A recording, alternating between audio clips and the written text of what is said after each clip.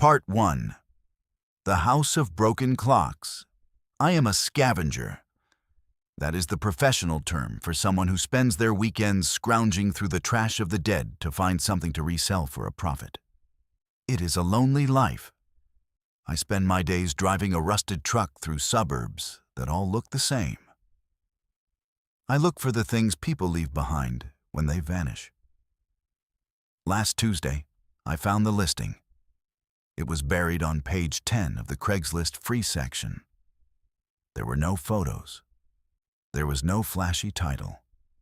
It was just a single sentence and an address.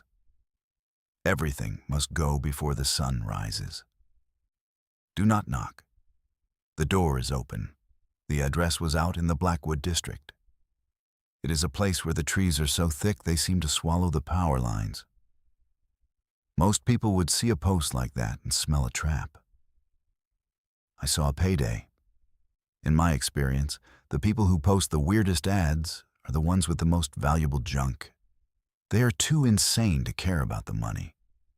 I arrived at the house at 4 in the morning. The fog was so thick I could barely see my own truck. The house was a Victorian monster. It had 3 stories of peeling gray paint and jagged windows that looked like broken teeth. It sat at the end of a gravel driveway that felt like it was miles long.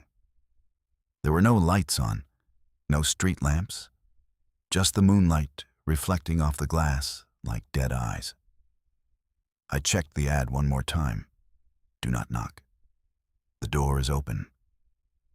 I stepped onto the porch. The wood groaned under my boots like a living thing. The air was colder here. It was freezing. I reached for the brass handle. It was cold enough to sting my skin. The door creaked open 1 inch. "Hello," I whispered. My voice felt small against the silence of the woods. There was no answer. I only smelled old paper and something metallic. It smelled like pennies sitting in a jar of vinegar.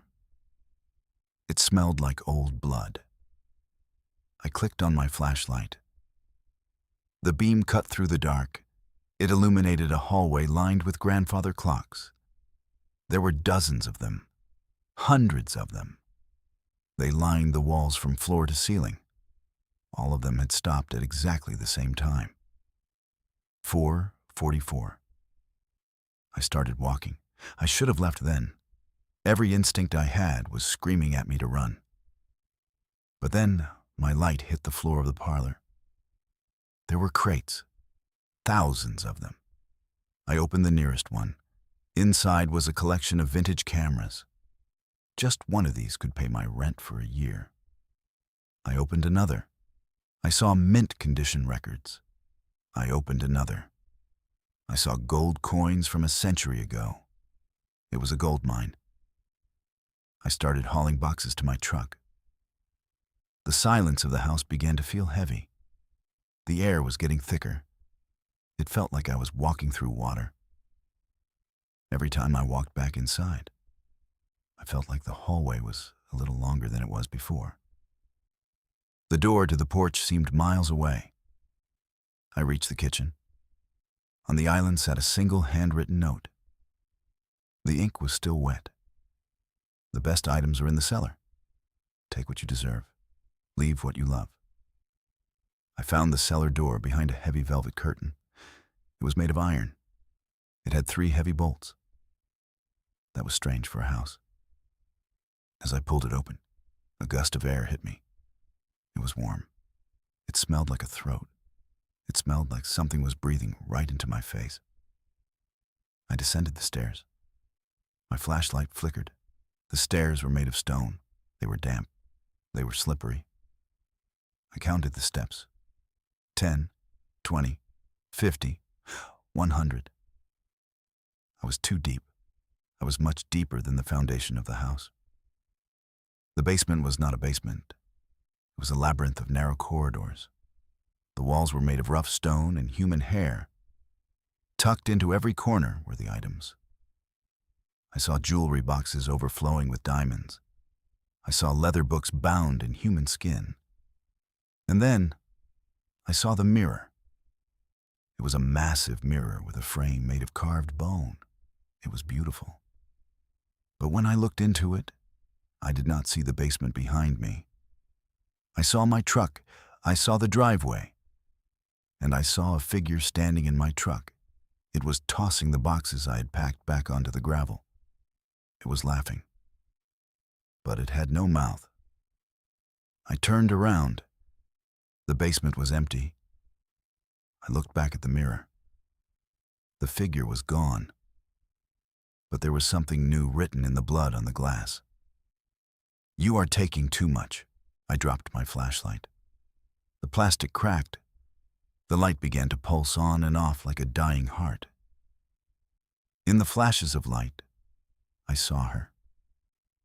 She was standing at the end of the stone corridor.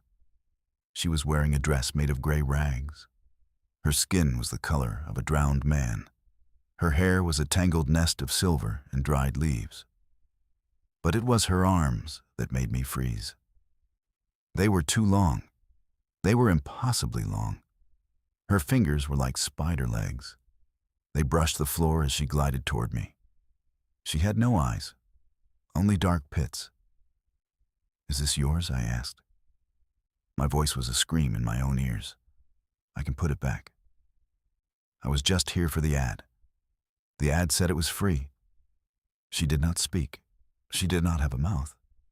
She just had a smooth patch of gray skin. She pointed a long, jagged finger at my chest. Then she pointed at the crates of gold I had dragged to the stairs. "Take what you deserve," the walls whispered. The voice was 1,000 voices at once. "Leave what you love." Suddenly, my phone buzzed in my pocket. It was a notification from my home security app. Someone was in my house. My house was 50 miles away. I pulled out the phone. The camera feed showed my living room. My wife was asleep on the sofa. My daughter was playing with her dolls on the rug. And standing directly behind them was the same woman from the basement. Her long gray fingers were hovering inches from my daughter's eyes. The woman in the basement tilted her head. She made a sound like a dry branch snapping. "Leave what you love," the walls roared.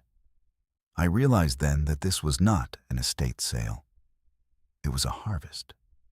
Craigslist was just the hook. Every item I took from this house was a trade. The gold coins, those were my daughter's eyes.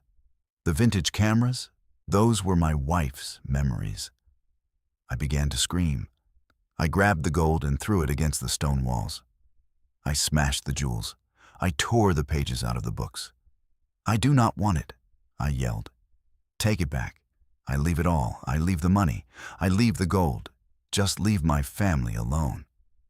The woman began to move. She did not walk. She glided. Her long arms were twitching. She reached for the mirror. She stepped into the glass.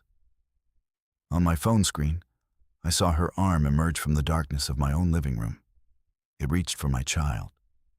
I ran. I did not use the stairs. I climbed the stone walls. I tore my fingernails off. My fingers were bleeding. I burst through the iron door. I ran through the kitchen. The grandfather clocks were all screaming now. Their bells were deafening. I ran onto the porch. The sun was just beginning to rise, but the sun was a deep, bruised purple. I jumped into my truck and drove. I drove until the tires smoked. I did not look back until I was at a gas station. I sat in the driver's seat. My heart was a drum. My hands were shaking so hard I dropped my phone. I checked the security feed. My living room was empty. My wife was gone. My daughter was gone. There was only a single box sitting on the rug. I called my wife. It rang. And it rang. Then a sound came through the speaker. It was the sound of a music box. I looked in my rearview mirror. Sitting in the back seat of my truck was a music box. I did not take it. I had never seen it before. It was made of bone. I reached back and turned the crank. The music box did not play a song. It played the sound of my daughter crying. Then it played the sound of my wife screaming my name. I looked down at my hands. They were turning gray. The skin was becoming thin. My fingers were growing. My joints were snapping as they elongated. My mouth was sealing shut. The skin was growing over my lips. I checked the Craigslist ad one last time. The text was glowing. Position filled. New manager arrives at 4:44. I looked at the clock on my dashboard. It was 4:43. The fog began to swallow the gas station. I tried to open the door to run, but my arms were too long. They were 12 feet long. They were coiled on the floor of the truck like snakes. I could not scream. I could only turn the crank. I am the manager now. I am waiting for you. I am posting the ad. I see you scrolling. I see you looking for something for free. Do not knock. The door is open. Story number 2. The Concrete Orchard. I am a runner. That is what we call ourselves in the city. We are the people who deliver things that do not exist on paper. Last Tuesday, I was scrolling through the general gigs section of Craigslist. I found a post that was hidden under a string of random numbers. The title was Silent Transport Needed. $5,000. No questions. $5,000 was more than I make in a year. I clicked the link. The description was a single coordinate in the middle of the old meatpacking district. It is a place where the street lights have been dead for 20 years. The message said to arrive at 3 in the morning. It said to park my van facing the river and to leave the back doors unlocked. I arrived early. The air was thick with the smell of salt and old blood. The district was a maze of rusted corrugated metal and cracked concrete. I felt a presence behind me. A man stepped out of the shadow of a loading dock. He was wearing a heavy black wool coat and a mask made of white porcelain. The mask had no features, no eyes, no mouth, just a smooth, white surface. The man did not speak. He carried a small, wooden crate that was wrapped in heavy iron chains. He placed the crate in the back of my van. The crate was vibrating. It made a sound like a swarm of bees trapped in a jar. The man handed me a piece of paper.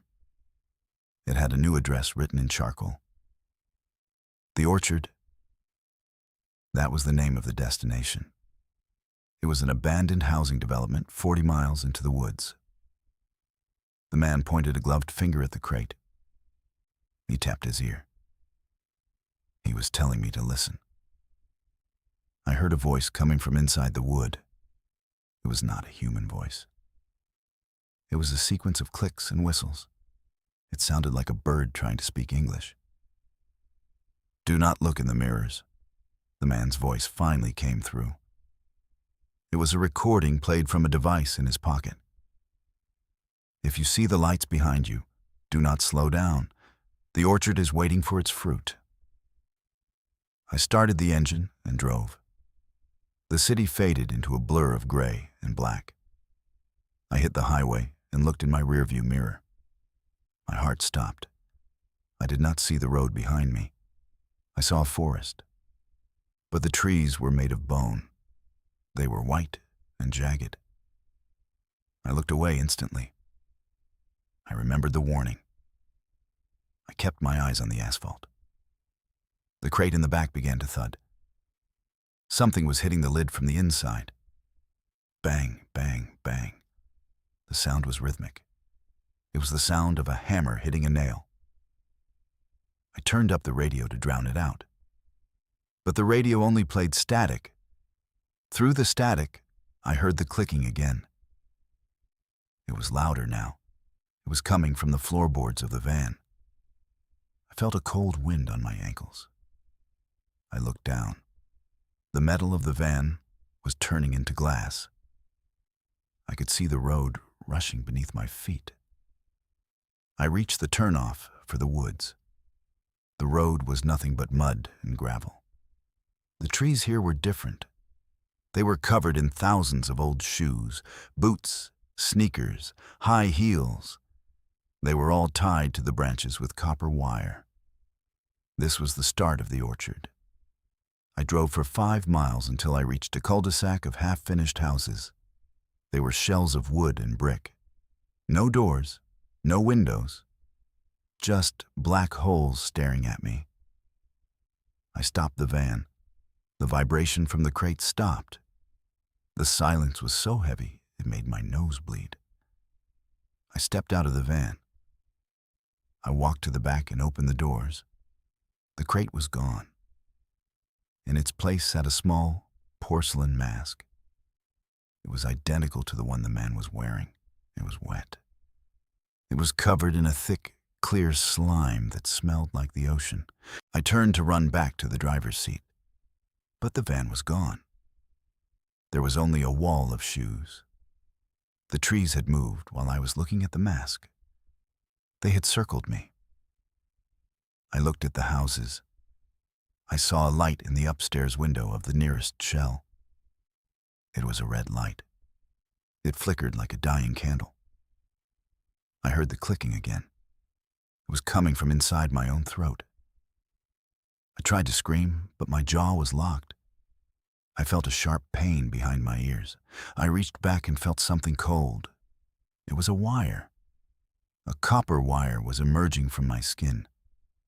It was weaving itself into my hair. I began to walk toward the house. I was not moving my legs. The wires were pulling me. They were like puppet strings. I entered the house. The floor was covered in faces. They were not masks. They were actual faces that had been peeled away from the bone. They were laid out in neat rows like a garden. Some of them were still twitching. I saw a face that looked familiar. It was the face of the man who had hired me. His porcelain mask was sitting next to his raw, red muscle. The clicking sound was coming from the walls. The walls were made of teeth. Thousands of human teeth were grinding together to create the whistle. I was pulled up the stairs to the red room. In the center of the room sat the crate. It was open now. Inside the crate was a small, silver needle and a spool of copper wire. A figure stepped out of the red light. It was a woman. But she had no skin on her arms. Her muscles were exposed, gleaming in the flickering glow. She was holding a pair of rusted scissors. She moved toward me with a graceful, terrifying speed. "You are the transport," she whispered. Her voice came from the teeth in the walls. "But you are also the soil. We need new faces for the orchard. The old ones have withered." I felt the needle pierce my forehead. It was cold. It was the coldest thing I have ever felt. I watched as she began to stitch the porcelain mask onto my cheeks. The wire went in and out of my flesh. I did not feel the pain anymore. I only felt the clicking. I was becoming part of the sequence. I looked out the window as the sun began to rise. The sun was not yellow. It was a pale, sickly green. I saw a new van pulling into the cul-de-sac. It was a white van, just like mine. A young man stepped out. He looked confused. He was holding a flashlight. He looked at his phone. He was looking at a Craigslist ad. I tried to bang on the glass to warn him, but I had no hands. My arms had been turned into branches. My fingers were being tied to the ceiling with copper wire. I felt the woman reach for my feet. She was taking my shoes. She walked outside and tied them to my own branches. I was a tree now. I was a part of the orchard. The new man walked toward the house. He looked up at the window. He did not see me. He only saw a porcelain mask reflecting the green light. He entered the front door. I heard the heavy bolt slide into place. I heard the teeth in the walls start to grind. I felt a new vibration in the ground. The orchard was growing. Another transport had arrived. Another face was being prepared. If you are reading this on a screen in the dark, check your settings. Look at the ads in the margins. If you see a coordinate in the meatpacking district, do not go. The orchard is hungry, and it always needs more fruit.